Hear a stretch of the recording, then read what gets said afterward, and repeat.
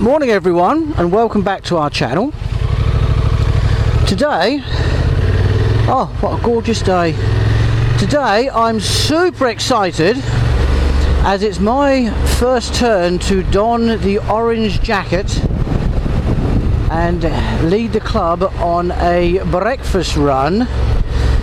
I'm calling it Stow Market the long way round because we are going to go through some very nice picturesque, oh I do like this quick shifter, some picturesque villages, ending up at Stow Market, Nary's Garden Centre, where we will be taking part in a cooked breakfast, well for those who want a cooked breakfast, and then after that it's not forecast rain. But if it's not going to rain, then we're going to do another little journey back north of sort of Stow Market, come round and sort of a figure S back to a finishing point at the Beagle Public House, where if it's like this we'll be sitting in the garden having a shandy, for those who want to obviously. If not, then head back. So yeah, super excited. I have got some video footage and drone footage of some of the places we are going to, which I can drop into the video as we go. But as always, nobody wants to see Worsted Road video footage, so I'll pick you up again when we get to the services. Still sitting here, the usual selection of GS's. Oh, it's a trans out. Was that a new jacket then, Mark? It's an old one I had bought second-hand. It looks jolly new. Yeah, it looks jolly new. The usual selection of various bits of material and quite several. Right, gents.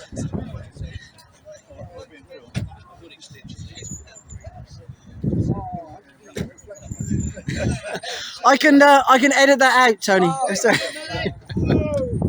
wants to get in as well. Look, Al wants to get in. Morning.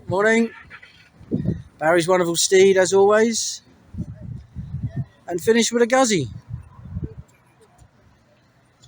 Right, I suppose I better think about making a move. Right, let's go then, gents, as the sun is now out and still ready to go. Off we go. I'm quite sort of nervous really in the grand scheme of things. Been my first little run, but we've got quite a lot of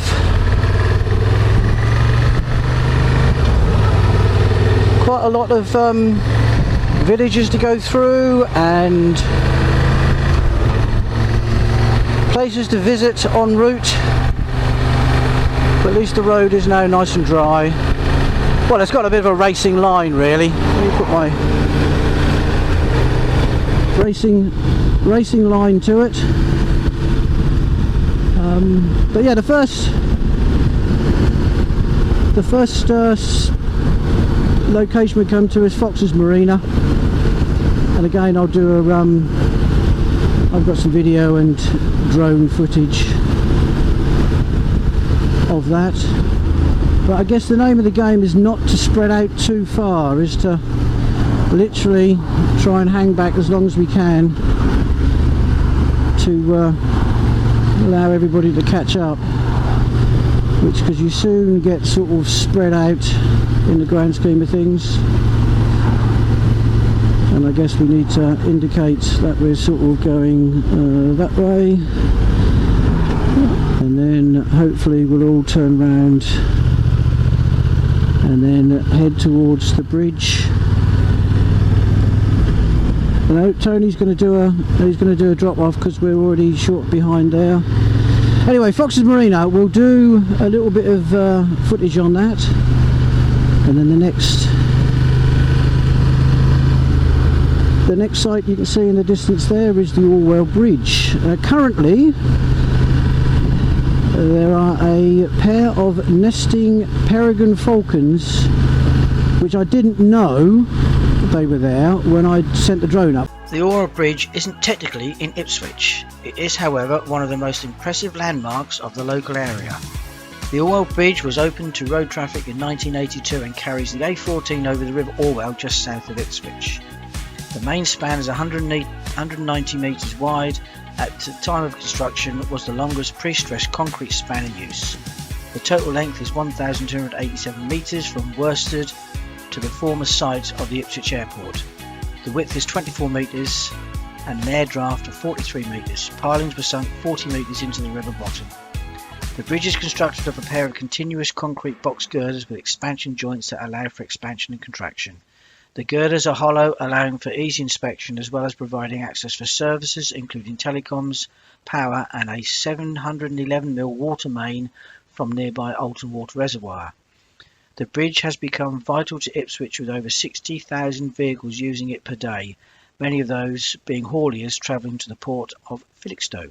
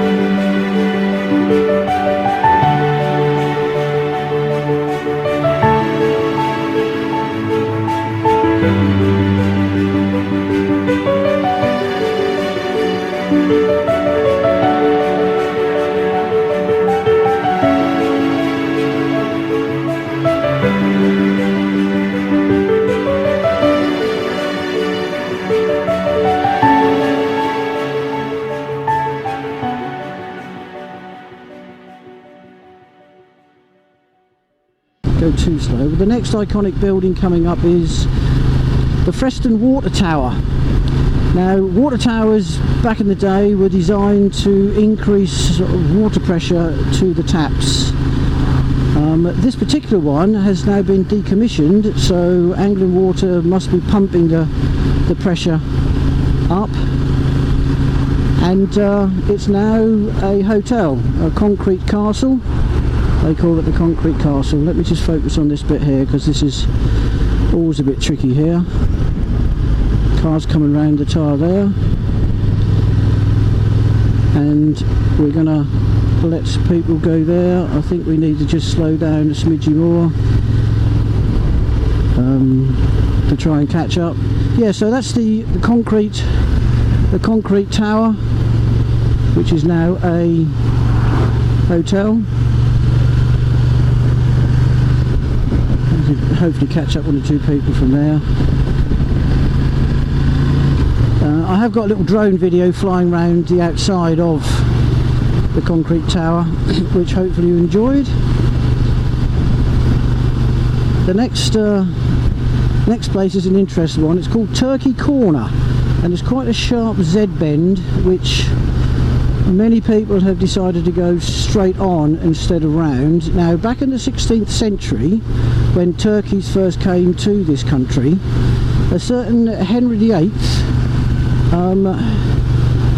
was one of the first monarchs to participate in Turkey, and this is Turkey Corner, where the turkeys were grown, cultivated, whatever you want to call them, and distributed across the piece.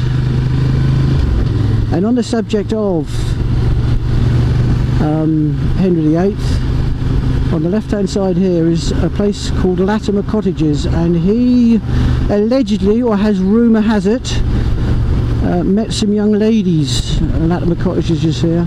Met some young ladies for secret rendezvous back in the day, and yeah, that's the sort of history of the bit coming into Holbrook. The reason I sort of waffle on about this is because this used to be my old stomping ground. Grew up as a child here. Went to the local school and everything else like that. So you're always sort of drawn back here to the place you sort of grew up. It's quite picturesque, and I'll just slow down nicely so that we're hopefully catching up. And before we head down into the next bit, which is the Royal Hospital School. Now the Royal Hospital School, I wanted to get some drone footage of the clock tower, but the chap on site there said that again some peregrine falcons are nesting there and can't come back until November to take some footage. Now obviously I don't want to disturb the birds, but where I sort of do my drone footage, which is miles away, probably won't disturb them, I would have thought. I just hope everybody else is catching up behind. It should do along here because you can only do 30 anyway. But yeah, there's loads of wonderful picturesque villages en route, but obviously Holbrook is for me the one where you have some fond memories of your childhood.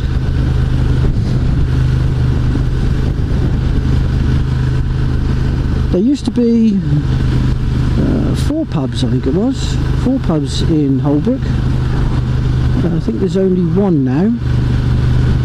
Some have been converted. That's the Compasses. Back in the day was the place to go for a nice meal.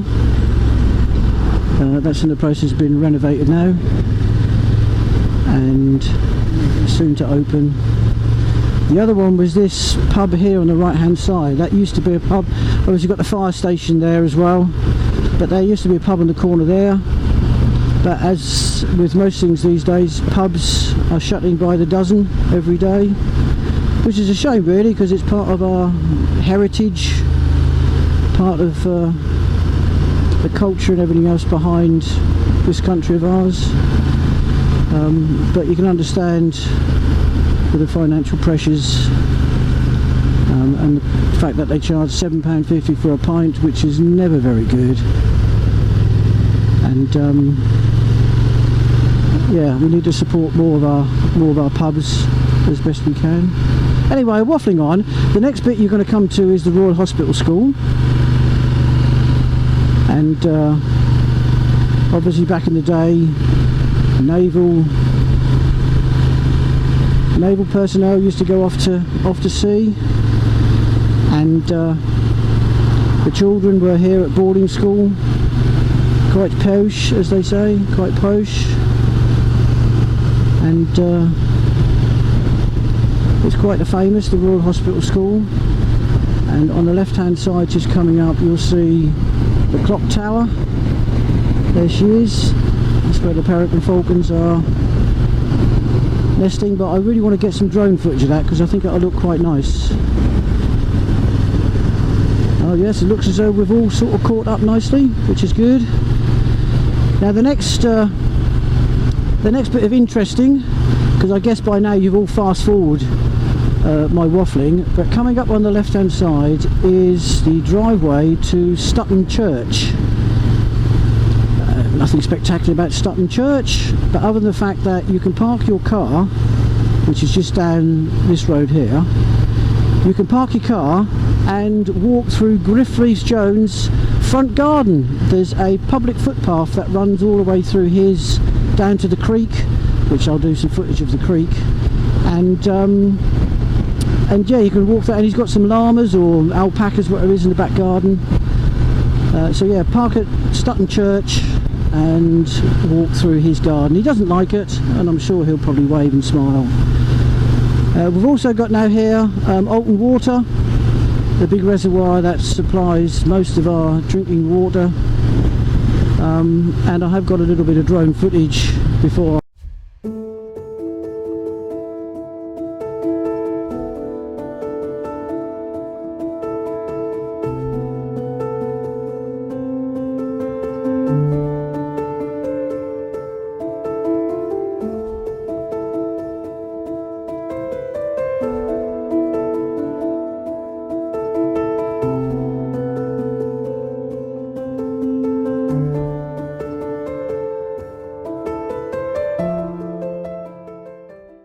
I was stopped by their rangers saying we couldn't film, but they agreed in the end it was public land. But yeah, it's a public footpath all the way around. I think it's about 8 miles, something like that, 7 miles. But you can also hire bikes. You can ride your own bike round there. And then the Tattenstone White Horse halfway round for a little refreshment. They do nice food there as well. But anyway, that's me probably done the history of the Holbrook bit.